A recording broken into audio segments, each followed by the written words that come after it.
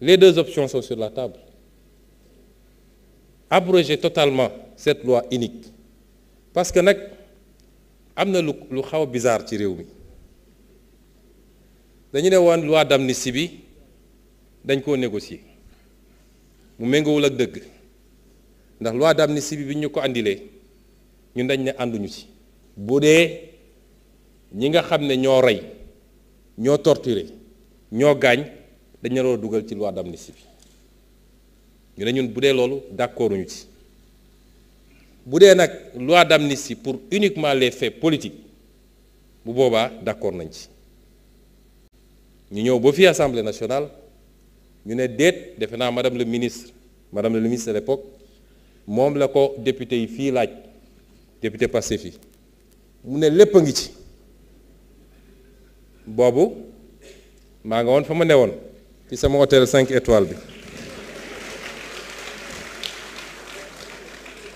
mais ca boobu laa fexe ba woo député yi Ayib Daffé ngi nii ne leen voter contre cette loi parce qu'on n'acceptera jamais une loi qui absout ay nit yoo xam ne la ñu def lu garaaw la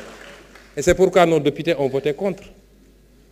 kon nu ñu mënee ne Pastef da doon négocier loi d'amnistie alors que Pastef a voté contre est-ce que su majorité bi voté woon contre comme Pastef loi bi dina jàll kon am na loo xam ne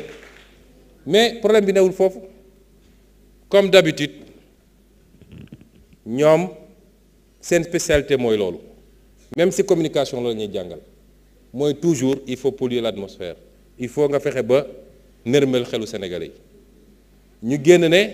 loi d'amnistie bi de toute façon voté nañ ko ba pare ça a bénéficié à Pastef waaw léegi Pastef la bénéficié woon Pastef bëggatul bëggul wax ji jeex na kon lan moo fi jar tëbëg ñii naan kenn mënu ko abroger parce qu'il y a déedéet man nga doon may bëggatuma nañu génne loi d'amnistie bi ñun ñëpp ñu dem uyu ji ñun ñëpp man ak keneen nañu génne loi d'amnistie bi fi jar a ragal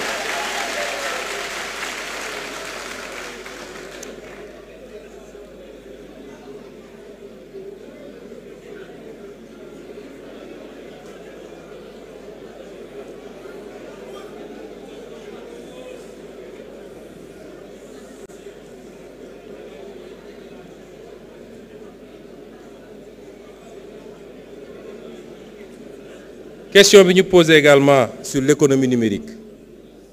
oui d'accord naa ni le numérique lañ ca war a def defuñu ko il y a deux aspects il y a l'aspect sécuritaire d'abord nous sommes dans une insécurité numérique extraordinaire dans ce pays démb rek wala barki démb le ministre des Finances mu ngi may envoyé information que notre système était encore attaqué heureusement qu'il y a eu une réaction rapide mais commencé woon na am lu mu yàq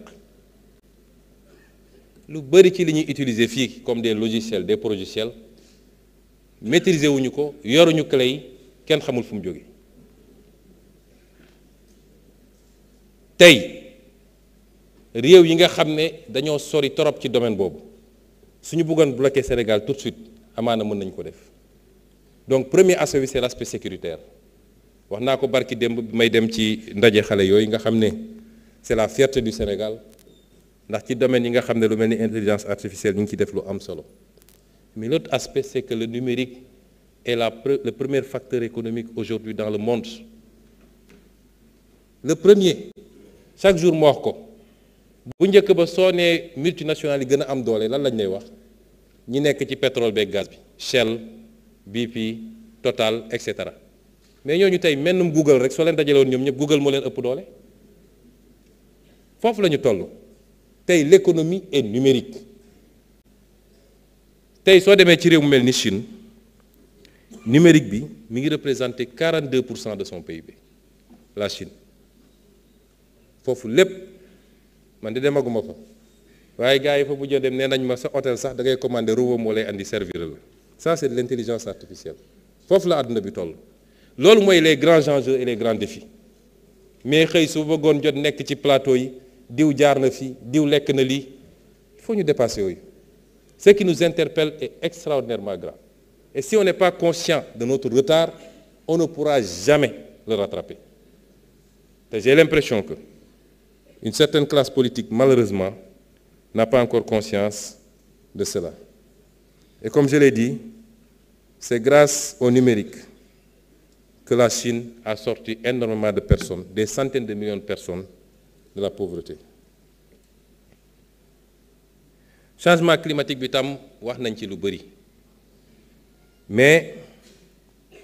am nañu un certain nombre de programmes. Yenn yi c'est déjà bouclé, comme le WACA, yeneen yi ngi en cours, avec des mesures à long terme et des mesures immédiates, notamment pour Bargny qui a été soulevé ici, ak yeneen. dama ne sànq déclaration de politique générale la sànq dama wax ministre yi ne leen liñ fi posé yëpp ci question peut-être duma ci mën a entrer dans le détail mais lépp dañ koy recenser bu ñu paree nañu def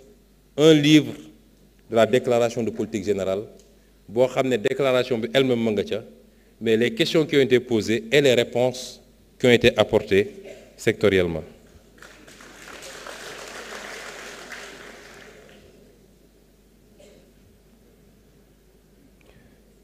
Pour le port de Ndaxonga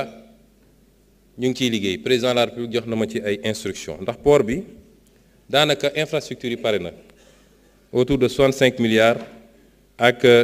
deux terminaux terminalu marchandises yi ak terminalu pétrolier bi. Alors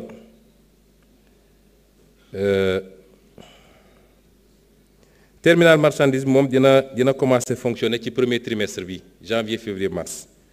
Et nous sommes en train de discuter avec des concessionnaires pour le terminal pétrolier. Am naa yaakaar ni en tout cas ci premier semestre bi au moins le terminal à marchandise le terminal marchand va commencer et que deuxième terminal bi dinañ ko concéder rapidement. J'ai reçu moi-même les offres sur ma table. On est en train de les étudier avec des nationaux qui ont une certaine capacité et qui ont un appétit certain pour ce terminal qui doit permettre le stockage de produits d'hydrocarbures, mais surtout la distribution. Ça permettra même peut-être yenn camions yi jógee ci sous-région yi du ñu ñëwati ba Ndakaaru mais mën nañu jëlee en tout cas ñi ñëw jël ci carburant mën nañu ko jëlee foofu wala ñuy ñëw ba fii.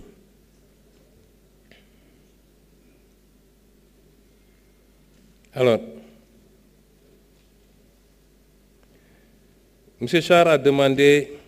ndax chiffres yi ma wax je les confirme. Vous savez, dans un pays, il faut qu'on s'accorde ni am na des organes dédiés pour nous donner les statistiques de ce pays. On peut douter de ces statistiques et booba il faut se donner les moyens de les auditer. Mais à défaut, je voudrais savoir est-ce que lui il a d'autres statistiques ak fan la ko jëlee. Parce que doone damaa dox rek gis étranger kon étranger yi di léegi 50% réew mi ñoom la.